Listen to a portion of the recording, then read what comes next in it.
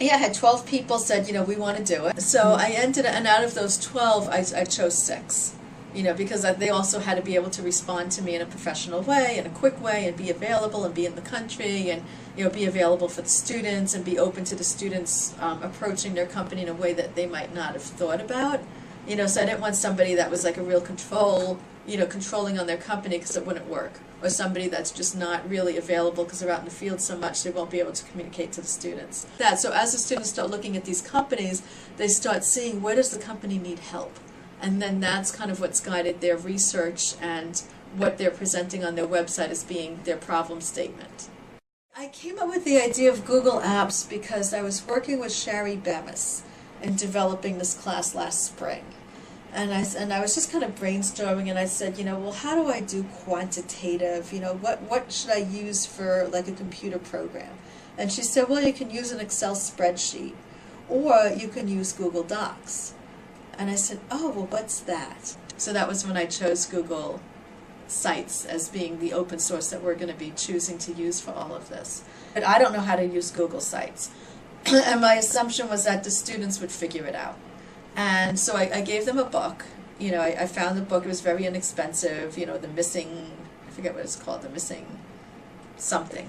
And it's a series of books. It's sort of like, Google Sites for Dummies, but it was something else, the missing apps or something, I think is what it's called.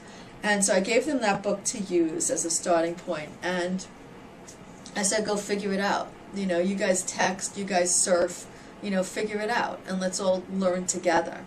And so they did.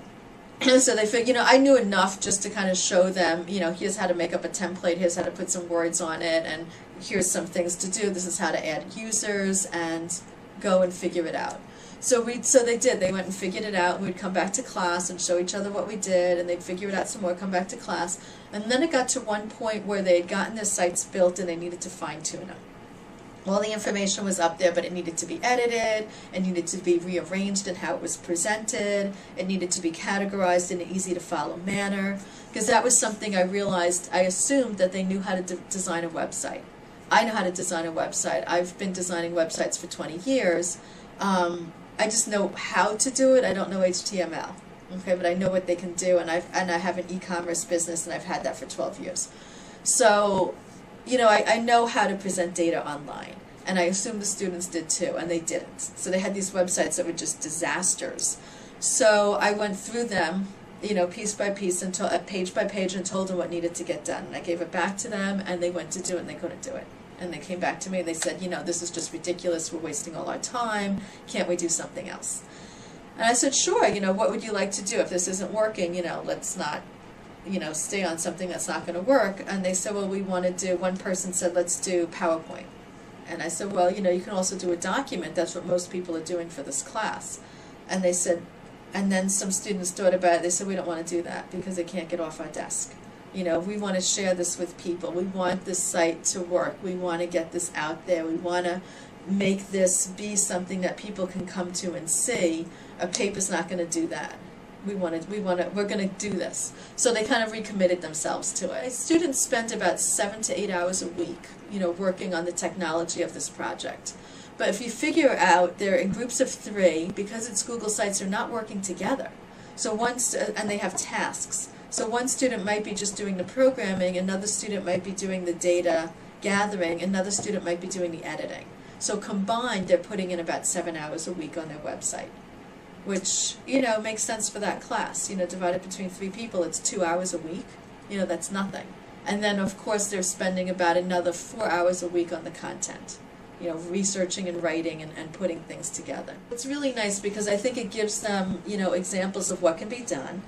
They're sharing the technology with each other, so they're learning from each other.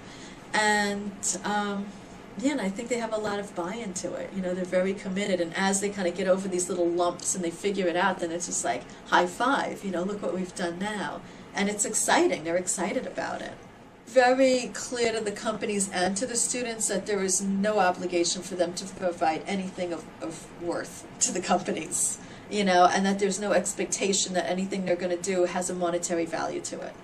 But one student group is doing an education piece on how do you know if something's fair trade and not, and does it matter?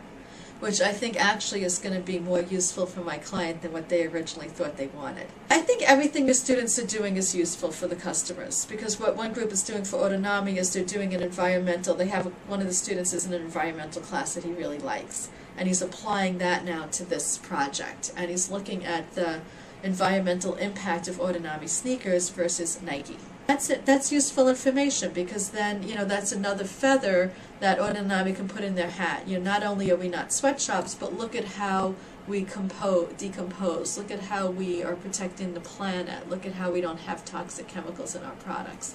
So I think everything they do is going to end up being useful for the customer. It might not be what the customer expected, but I tried not to have expectations anyway, but I think everything's going to be useful.